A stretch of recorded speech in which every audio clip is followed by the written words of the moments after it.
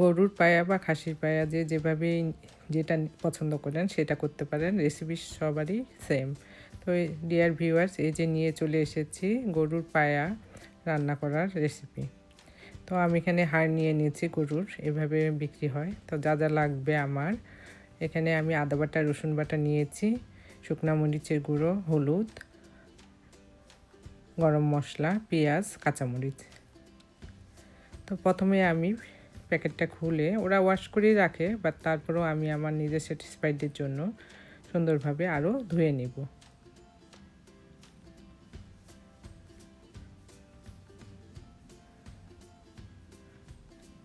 ভালো করে পরিষ্কার করে নিব হাড়গুলো।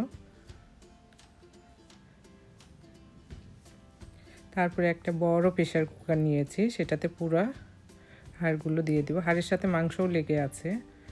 তো প্রথমে আমি পেঁয়াজ দিয়ে দিব, তারপরে পর্যাপ্ত পরিমাণে লবণ দিব 1 টেবিল চামচ, আর আদা রসুন বাটা এখানে আমি প্রায় 4-5 চামচের মতো অ্যাড করেছি। তারপরে 1 চামচ শুকনো মরিচের গুঁড়ো দিব, কারণ আমি কাঁচামরিচ বেশি দিব। এই রান্নাতে কাঁচামরিচের টেস্টটা বেশি ভালো মনে হয়। আর অনেকেই অবশ্য নেহেরি বা পায়াতে হলুদ খান না, বাট আমি একটু হলুদ দিই। তো হলুদ 1/2 চামচের মতো দিয়েছি, আর 2 চামচ আমি গরম মশলার গুঁড়ো দিয়েছি, আর 1/2 কাপের মতো তেল দিয়েছি। তেল একটু কমেই দিবেন, কারণ হাড়গুলো থেকে অনেক তেল বাইর হয়। তারপরে পানি দিয়ে, পর্যাপ্ত পরিমাণে পানি দিয়ে প্রেসার কুকারে ঢাকনা লাগিয়ে দিয়েছি। তো এই প্রেসার কুকারটাতে আমার অত বেশি সিটি উঠে না, বাট আমি একটা টেম্পারেচার, এখানকার আমেরিকার এটা প্রেসার কুকার, তো আমি 1 ঘন্টা পুরো এটা সিদ্ধ করেছি।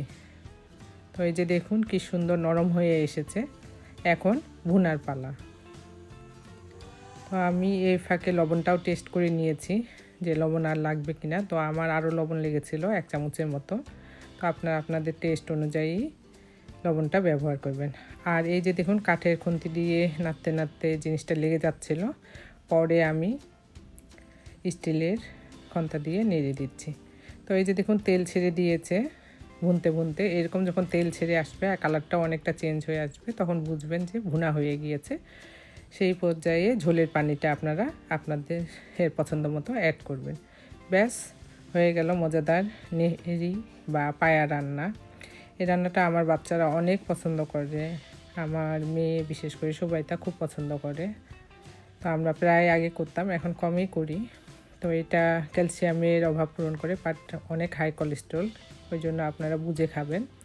তো আমরা সেদিনকে নান নিয়ে এসেছিলাম দুপুরে, আর নেহেরি দিয়ে খেয়েছিলাম। এটা আপনারা চালের রুটি দিয়ে খেতে অনেক সুস্বাদু মনে হয়, তো অবশ্যই এইভাবে করে খাবেন। তো এই তো ভিউয়ার্স, আমার একটা ছোট্ট রেসিপি নিয়ে এসেছিলাম। ভালো লাগলে অবশ্যই লাইক, কমেন্ট, শেয়ার, সাবস্ক্রাইব করবেন, পাশে থাকবেন আমার চ্যানেলটা।